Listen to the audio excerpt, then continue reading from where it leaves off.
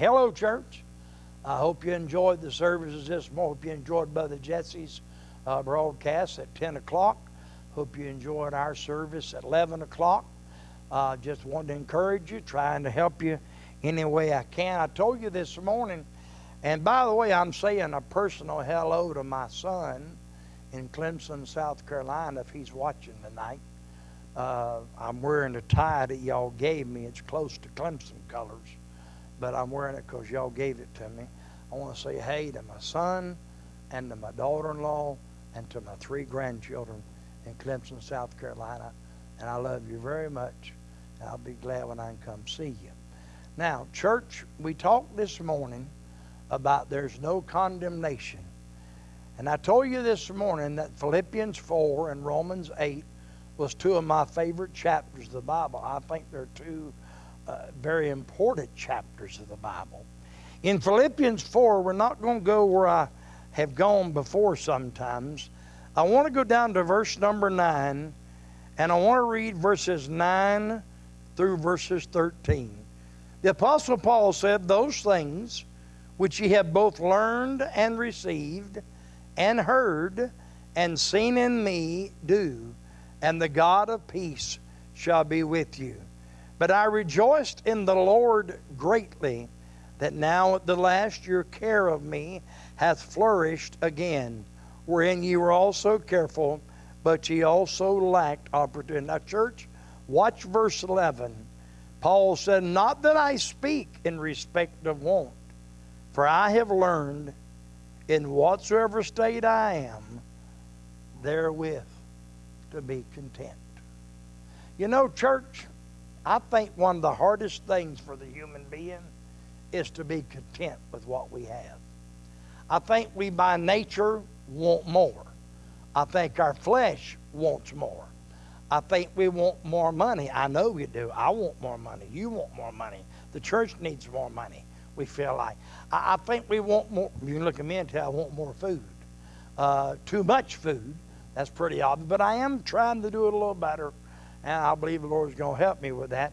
But we want more food. We want more time. We want more time off. We want more vacation. We want more people. We just by nature, church, the flesh wants more. And Paul says here in verse number 11, he said, "Whatsoever state I am, therewith to be content." You say, well, you know, being the great Apostle Paul, that should have been easy. Do you know where he was when he preached Philippians 4? He was in the bottom of a jail. And it wasn't jails like we have with air conditioning, heating, televisions, all this stuff. It was a dungeon. He was in a dungeon's what he was for preaching the gospel of Christ. And the Apostle Paul says, wherever I am, I've just learned to be content. You know, when you look at what you have, when we look around at all we have, I mean, I'm looking at this auditorium right now, and it might not be special to some people, but it is to me. I mean, there are 20 years, there have been some mind-boggling things that the Lord's done in here. I can just look around and see people that used to be here. Maybe they're out of state. Maybe they've gone or whatever. But I remember people that got saved here years ago. I remember some drug addicts that came in, and some people battling alcohol that came in, and people discouraged and backslidden and away from God and unsaved that came in. And God saved them. And boy, this building's been full before. We had a high day of 686 one big roundup Sunday years ago. Had 32 people saved that day. And you know, it's not the fanciest church outside, especially not. We look like a warehouse outside, I know, but we don't have the money to make it look better. But it's a nice auditorium. We got air conditioning. We got pews. We got carpeted floors. We've got a sound system. We've got the ability to do this. We didn't have this 20 years ago. We didn't have this 100 years ago. I mean, during the Spanish flu, they couldn't do what we're doing right now. We're doing things that's amazing. We've got a nice piano over here. We've got a nice keyboard sitting here. I mean, I'm just telling you, we have some wonderful things that the Lord has given us and how He's blessed us for 22 years at Grace Baptist Church. But you know what? You can get, if you're not careful, you know what I can do? I can start saying what we don't have. We don't have so-and-so. We don't have this, and we don't have that, and we don't have the money to do this, and we don't have the money to do that. And yeah, I can sit around real easy, and I could get discouraged. We don't have the amount of people we used to run. I mean, right now, I hope we do again one day, and I'm hard-headed and visionary enough to believe we can one day. But we don't have now. And yeah, I could just say, you know, it's kind of funny, church, and I know I'm weird, and you know I'm weird. That's the thing about it. Weird is weird, and I am, but I know it, and some of you are and don't know it. This is kind of my discouraging pew. I don't know why, but for some reason, church, when I seem to be, you know, negative on myself or negative on the church or negative on our government or our country or our state or our community or whatever, I don't know, I gravitate to this pew kind of. I mean, I've sat right there at church, and right there has been had some of the best pity parties in the history of America. I mean, right there on that front pew, it seemed like I've just sat there and got down the mully grubs, and we don't have this, and we don't have that, and we don't have him, and we don't have her, and we don't have money, and we don't do. Oh, I can just sit there. I mean, church, I can work myself into a pity party that's in a class by itself. I mean, I can do 5-star pity parties. But then sometimes I come out here, and this is weird. And when I'm encouraged, I sit on this pew. I mean, I've sat right there and had some of the best worship services in America that nobody knew about. I mean, I like to come in here, church. I tell you something I love to do. I just tell you right now. I love to come in here sometimes when I'm by myself and nobody's here. And, you know, like now, I mean, so I'll do it now and show you what I do sometimes. And I like to just sometimes, you know, just look in our songbook and just look up some of the songs and sing, you know, when the trumpet of the Lord shall sound and time shall be no more, and the morning breaks eternal, bright and fair, when the saved of earth shall gather over on the other shore, and the roll is called up yonder, I'll be there. Oh, when the roll is called up yonder, when the roll is called up yonder, when the roll is called up yonder. Oh, when the roll is called up yonder, I'll be there. So I come in there sometime right by myself, you know, and years I spent in vanity and pride, caring not my Lord was crucified, knowing not it was for me He died on Calvary. Mercy there was great. And I can just start singing these songs, and I can just thank the Lord and just get excited about it. Now, here's one my daddy used to like. We don't never sing this, but this is one of them old folk songs. On Jordan's stormy banks I stand and cast a wishful eye to Canaan's fair and happy land where my possessions lie. I am bound for the promised land. I am bound for the promised land. Oh, who will come and go with me? You just, hey, don't take our songbooks now. Get your own songbooks. You can come down to church yourself and worship. Matter of fact, you know, church, I heard Brother Tony Shirley or somebody's church was doing this the other day, and that's where I got the idea for the online revival. And we ain't through with that yet. We got some other men that I'm talking to about doing that in a week or two. But you know what? A church did something that I think we could do. We're not as large as they are, but I think we could do it. And what they've done is they set up a prayer time for different members of the church. And people sign up for it. And you come in like 1 o'clock. The church that did it did 24 hours. I'm I'm not sure we could. We might could, but we could do something like 12 hours. We could start maybe at noon one day and go to midnight that night. And you and your family could come in here at 12 o'clock. We'd leave the church door open. Be no mingling. Be no violating the guidelines. You'd come in with your family and you'd pray at 12 o'clock. Then you'd leave. Then at 1 o'clock, another family would come in and pray. And then they'd leave. Another family come in at 2. See, I think that's something we could do.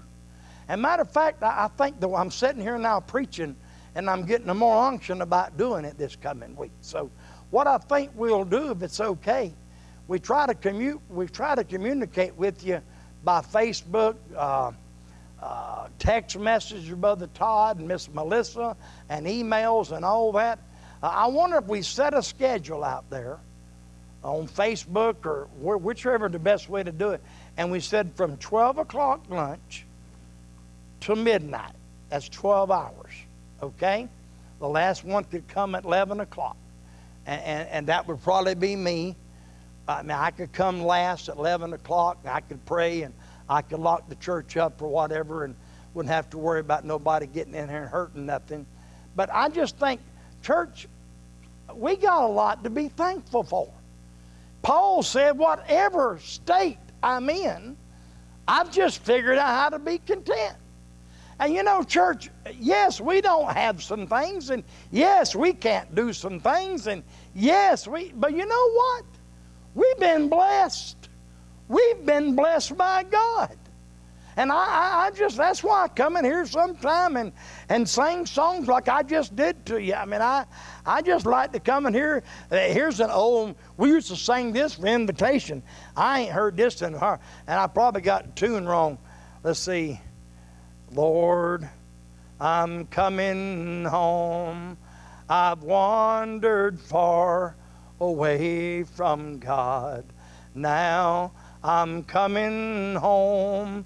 The paths of sin too long I've trod. Lord, I'm coming home. Coming home. Coming home. Never more to roam. Open wide thine arms of love. Lord, you hear that? You hear them words? It's time for some of you to come home. It's time for some of you that might be listening right now. Maybe you're a prodigal out there. Maybe you used to be in church every time the doors were open. Maybe you used to read your Bible every day. Maybe you used to pray every day. Some of y'all used to pass out tracts and witness and all that. And you're not doing that now. Well, it's time to come home. This is a perfect time to come home, church, and listen to what we're saying here. I mean, yes, we've been blessed as a country. One of the things that makes me politically mad now are these unfortunate, intellectually challenged people. How's that? How's that for not calling them an idiot? Did I do good? Unfortunately, challenged intellectually. Yes, there you go. I like that one. I'll use that one. Idiots otherwise. But I saw one wearing a hat. America never was great. What in the world are you fools talking about? This is one of the greatest countries in the history of the world. I mean, we've done things that no country's ever done. We've achieved things no country's ever achieved. God has blessed America. And I know I've just read the 2 verses there. But when he got to there to verse 11, he said, I found that whatever state I am, therewith to be content. And then he goes on to say, see, 12 and 13, he kind of puts a kicker on it. He says in 12, I know both how to be abased and I know how to abound. Everywhere and in all things I am instructed both to be full and to be hungry, both to abound and to suffer need. Then he says, the verse we all know, I can do all things through Christ, which strengtheneth me. See, when you realize and you're content, you realize you're content because you know Christ is with you. You realize you're content because you know that you can do all things through Christ. That's why you can be content.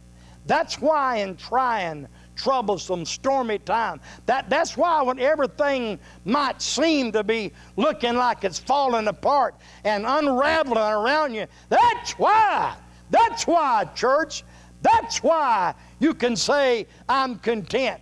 Paul was content in the bottom of a prison because he knew Christ, and he knew the heart of Christ, and he knew the love of Christ, and he knew the power of Christ. And because we know those things, and because we know God, we can be content, and we can thank Him for where we are. And that's not easy sometimes, church. This ain't where I want to be as a pastor. I want it tomorrow. I told you already this morning. I promise you, I figured this out the last few weeks, church. I'll be so miserable tomorrow. I promise you, I'll get up in the morning and like I have the last few weeks, and I'll just say, Lord, I should be getting ready to preach. I mean, I should be getting ready, looking forward to seeing Miss Helen Epps and Brother Jim and Miss Gail and Brother Joe and Miss Jimmy and Brother Morris and Miss Patrice and Chuck and his wife and their kids, and Amber and George and their kids, and Brother Tony and Brother Brandon and Canna and Tiffany and Miss Joanne and Matthew and the girls and Bobby and Mary Lou and Bob and Dorothy and Lee and Mary and my wife and just on and on. I mean, Brother John Hurd and Brother Greg and Miss Christy Teasley and Brother Bobby and Fonzo and Nellie and Brother Keith Westall and Joseph and Lindsay and it just goes on and Chris and Vicky and Todd and Cindy and Patrick and Sean and Jenna and Mike and Krista, and I miss every one of y'all.